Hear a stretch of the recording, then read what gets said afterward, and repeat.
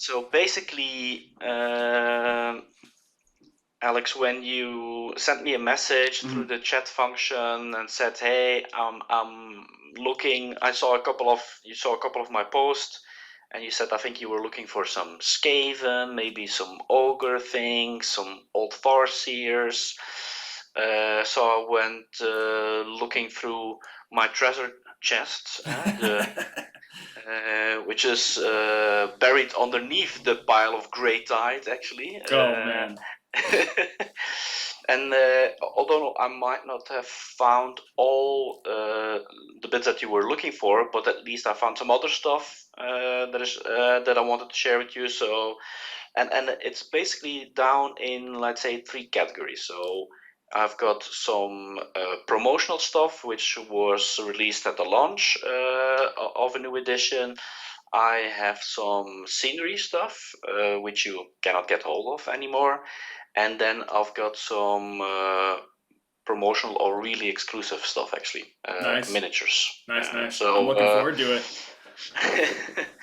So let's have a look on the promotional items that were part of a launch. These are the skull dice. Nice. Yeah, I'll take those for sure. Warhammer, I don't know which edition actually, but okay. That looks like 8th, 7th or 8th probably. Yeah, something that the logo and the background should be able to tell you that as well. Indeed, it comes with a little pouch which is packed underneath it as well. Yeah, some really cool dice. Nice. And do I do this quickly? I'll try not to come too close, but you can see the one is the very typical Games Workshop skull. You can never have enough skulls. Oh, of no, course. no. Yeah, I'm playing a D6 based RPG right now. So could definitely use some skull dice. That would be perfect indeed. Continuing on the topic of skulls, I just realized this is then for the counterpart Warhammer 40k launch. Nice. So this is the Servo Skull, which actually is a tape measure. You can see his teeth here, his little metal teeth. Yeah. Can draw them out.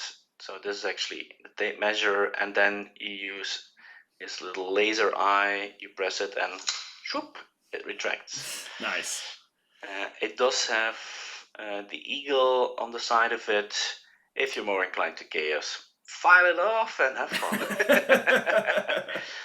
I know that a lot of people actually have painted it or actually used it as a miniature and really did something else with it. And the interesting bit is how it is stabilized, because you can see here at the back it has some appendages, which basically just means that it really sits nice and flat when you put it on the table. So it's just a great piece in itself, but it's also very functional. So yeah, I've been wanting to get one of those. They went out of stock like right as I got into the hobby. So indeed, can't get that anymore. And a fantastic item. I know that it actually cost quite a bit to source that, but yeah, really cool. On the scenery bit, this is for Warhammer, the Dreadstone Blight. That's a good piece. So, and obviously it comes in different levels, and you can put that together actually however you want. It's not only still in the box, but it's actually still wrapped. So still shrink wrapped, never been opened. Nice. I probably had a project back then that I was going to do, which apparently I never did, but there you go. Hey, that's the hobby life, right? Indeed, but I had to have it. I thought it was a really cool building, really characterful, and I said, okay. I definitely need I need some more terrain for fantasy board. I've actually got the old Temple of Skulls. I had to have that one. That's just a beautiful terrain piece you can't get anymore, you know. It is. I have that one as well, but that I'm keeping. I don't blame you. Then on the Warhammer 40,000 part. Ooh. This is, it's called the Chapel of Sanctuary. This is pre-painted. It's a resin piece. Ooh. It came out, or you see, you can even put old Abaddon there. all Abaddon in there. I've got it in the box, but I thought it would be wise to show you. It's two pieces, Ooh. and if you put it together, it's like this. It even has the stained glass windows inside of it, fully painted. Let me take the top part off, and then I can show you actually the base a lot better. There you go. Nice. So it is really nicely done. And yeah, you can use it in your games, but also if you just want to display your painted miniatures on it, it's an awesome piece. When I was running the German business in the display cabinet, we had it in there with a couple of cool minis on it. It was an attraction for everybody. He came up the stairs, go like, what? So yeah, really, really cool. And I'm not sure what event was that they brought it out, because it was in and out actually. Then on the miniature front, I have a Chaos Sorcerer. Nice. Yeah, in a blister.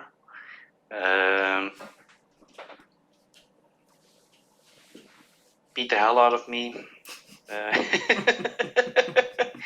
For when he was released. I'll have to prepare it. I just found the stuff. I didn't go online to see, okay, what is all these interesting bits that I found.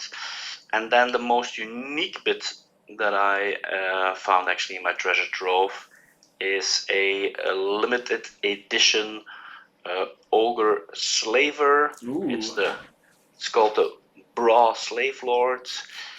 This was designed by Mark Bedford. It comes in a white box because this was never available for the public, only at a national managers meeting where they actually then destroyed the mold. Oh, wow. As well, so that it could never be replicated again. So this certificate of authenticity, there you go, comes with it. Also the signature of Mark Bedford, and the backside actually has the rules to play him in the games. Here you can see bits of him. Nice. So he's dragging a couple of slaves behind him. Really cool. The plastic has jaundiced a bit. It's never meant to be locked away that long.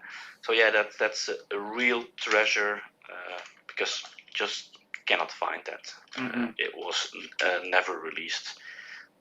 But I'd rather have somebody that really is into ogres do something with it, instead of it getting even more jaundiced in my basement. So because I'm a collector at heart, that's why I definitely needed to have it.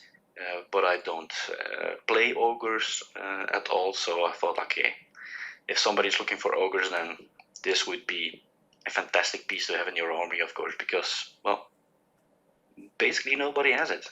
Yeah. I definitely need I need some more ogres for my Maggotkin of Nurgle.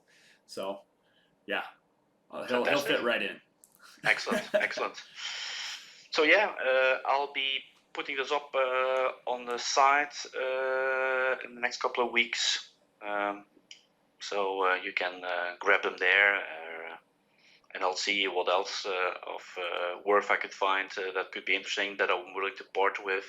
Yeah. So other people can have a go as well. Yeah, I'm looking forward to see what you post on there. You really do have a dragon's horde of miniatures there. I've seen, man. For those who haven't seen the footage, yeah, you've got like a Fallout bunker full of. It really is something like that. Yeah. Yeah, it's slightly crazy. So quite often when people come and visit, and then we go downstairs to look with us, and they'll be like, "Do you run a store?" I'm like, "No, no, I do not run a store. Yeah. Oh, I just boy. am a very avid collector." But there you go. Yeah. Good stuff. Good stuff. And yeah, it's part of the hobby, isn't it? A big part, collecting. So no, but I must make sure that because I still keep collecting, and I must make a bit of room. So yeah, I'm taking the things that I've collected but will never use, and said, okay, let's see that somebody else can put them to some good use. Yeah, absolutely, and I'm happy to benefit from that. Cool. Oh boy. Well, hey, thanks for showing me those. For those who haven't checked out the site yet or haven't checked it out in a while, definitely stop by. You obviously from here you can see what's possible. There are plenty of collectors out there like Chris and me who are either offloading some really great stuff or looking for some great stuff. So definitely check out greytide.com. Anyway, take care, guys. Indeed. Thank you very much. Yeah. See you next time. See ya. Bye bye.